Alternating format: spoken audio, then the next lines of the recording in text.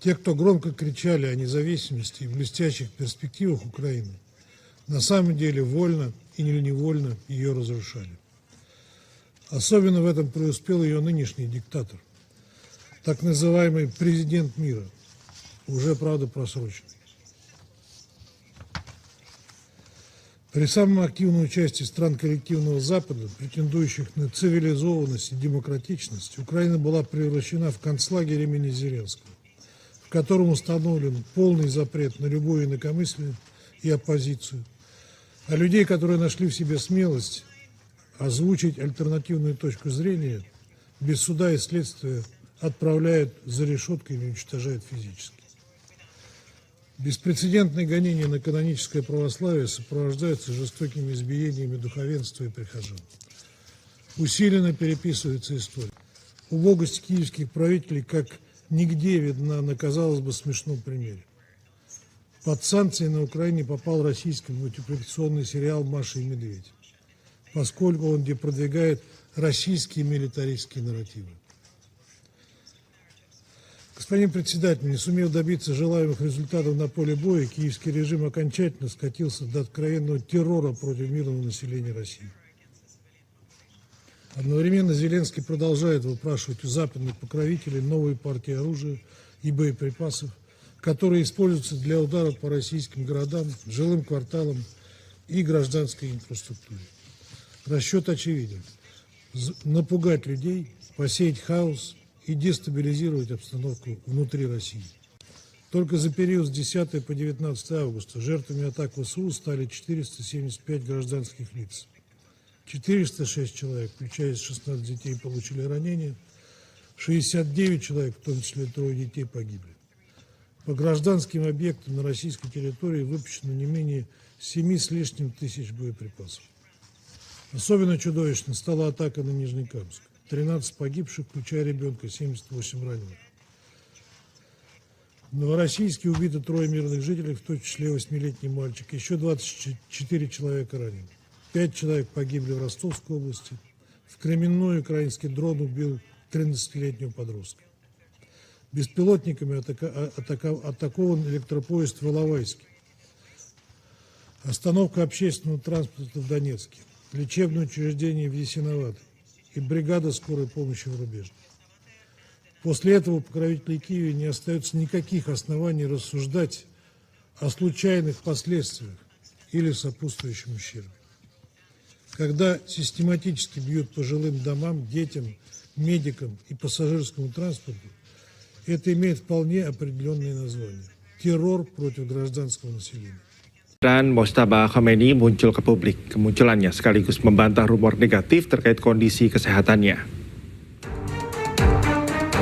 Media pemberita Iran, Mer News Agency, membagikan video yang menampilkan pemimpin tertinggi Iran, Ayatollah Mojtaba Khomeini. Dalam video ini, Mojtaba terlihat sehat dan sedang berinteraksi dengan sejumlah orang. Video ini sekaligus membantah rumor negatif terhadap kondisi kesehatannya.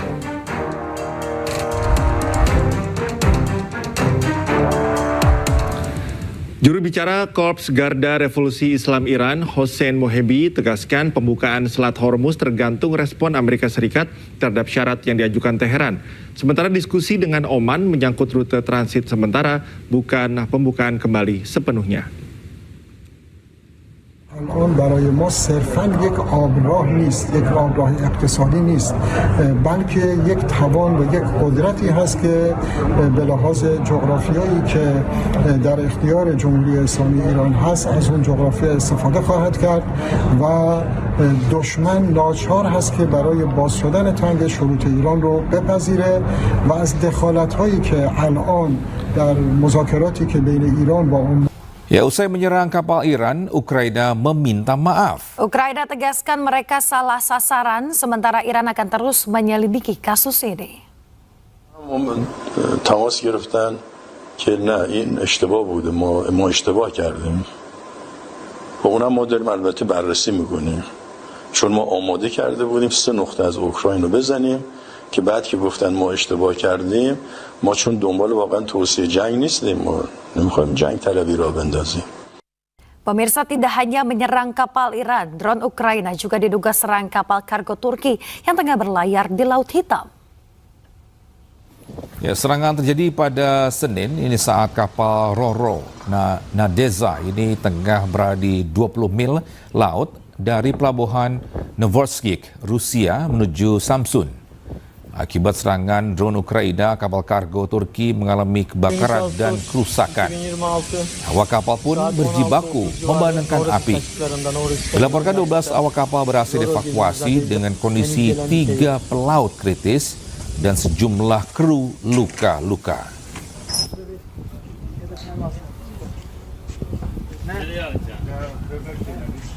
Anda kembali di Breaking News pemirsa. Presiden Amerika Serikat Donald Trump menyebut pihaknya tidak akan membiarkan Iran mengambil kendali atas Selat Hormuz. Sementara Iran mengecam dugaan rencana Amerika Serikat kuasai Selat Hormuz dan merebut cadangan energi Iran.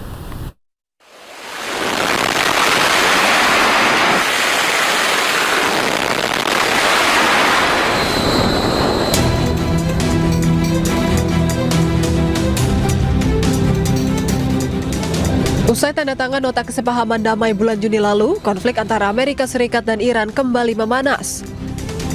Iran mengecam Amerika Serikat atas dugaan rencana untuk menguasai Selat Hormuz dan merebut cadangan energi Iran. Penasihat militer pemimpin tertinggi Iran, Mohsen Rezai, memperingatkan bahwa setiap pengerahan militer AS di jalur perairan Selat Hormuz akan diserang Iran. الان آتش بحثی وجود نداره ولی حملات ما معنا داره. مثلا کریدور دوم رو به هیچ وجه ما اجازه نمیدیم در تنگه هرمز کریدور دوم باز بشه. حتی اگر ناو هم بیارن ناوشو میزنیم، اگر نیروی نظامی هم بیارن میزنیم. فعلا ما کشتی ها رو تهدید میکنیم که نرن. خب خوشبختانه خیلی از کشتی ها تهدیدات ما رو گوش میکنن، برمیگردن، ما درگیر نمیشیم. ولی بعضیا که معلومه کاملا آمریکایی‌ها بهشون فشار میارن، اونا میان خب یه آسیبی بهشون وارد میشه، خب خودشون برمیگردن. Sebelumnya, Presiden Amerika Serikat Donald Trump menyebut bahwa AS tidak akan membiarkan Iran mengambil kendali atas Selat Hormuz. Ia juga mengatakan Iran tidak akan boleh memungut biaya terkait penggunaan Selat Hormuz. Hal itu dikatakan Trump di Gedung Putih, Washington DC, Amerika Serikat pada Senin. Ini rudal mereka berhasil menembus pertahanan udara Amerika Serikat di Yordania.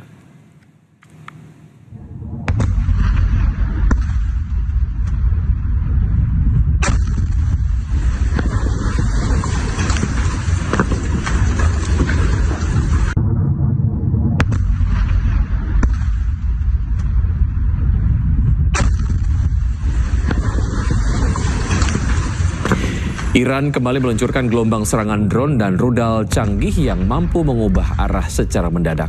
Rudal dan drone mereka berhasil menembus pertahanan udara Amerika Serikat di Yordania.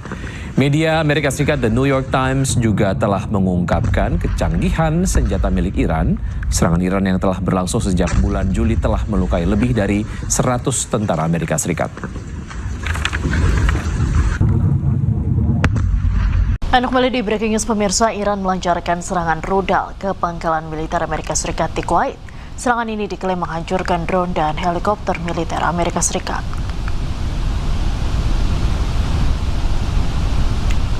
Korps Garda Revolusi Islam Iran atau IRGC merilis rekaman yang diklaim menunjukkan detik-detik peluncuran rudal menuju pangkalan udara Amerika Serikat di Kuwait. IRGC mengklaim serangan itu memicu kebakaran besar serta menghancurkan 2 hanggar drone dan 1 tangki bahan bakar pesawat serta helikopter militer. Insiden ini terjadi tak lama setelah CENTCOM mengumumkan telah menyelesaikan gelombang besar serangan terhadap Iran sebagai balasan atas dugaan upaya serangan rudal terhadap pasukan Amerika. Meski demikian, tanggal dan lokasi rekaman tersebut belum dapat diverifikasi secara independen.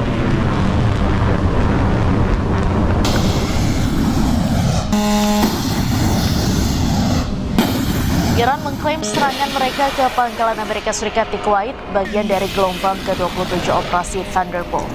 Iran juga menyatakan drone kamikaze mereka telah berhasil menghantam markas jet tempur satelit komunikasi, serta depot peralatan militer Amerika Serikat di Pangkalan Udara Ahmed Al-Jaber.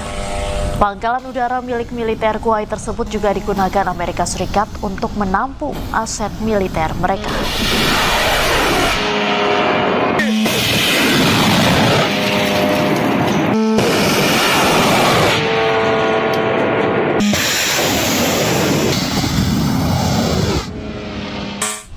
Ke-27 Operasi Thunderbolt. IRGC juga menyatakan drone kamikaze mereka telah berhasil menghantam markas jet tempur, satelit komunikasi serta depot peralatan militer Amerika Serikat di Pangkalan Udara Ahmed Al-Jaber. Pangkalan udara milik militer Kuwait tersebut juga digunakan Amerika Serikat untuk menampung aset militer mereka.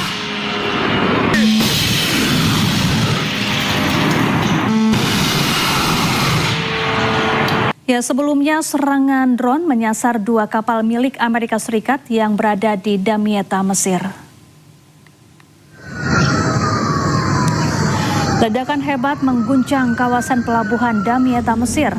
Sebuah drone kamikaze menghantam 2 kapal tanker milik Amerika Serikat yang tengah bersandar. Belum ada pihak yang mengaku bertanggung jawab atas serangan ini. Namun kabar ini dibantah Menteri Perminyakan Mesir yang menyebut kejadian ini murni kecelakaan. Tidak ada korban jiwa maupun luka akibat peristiwa ini.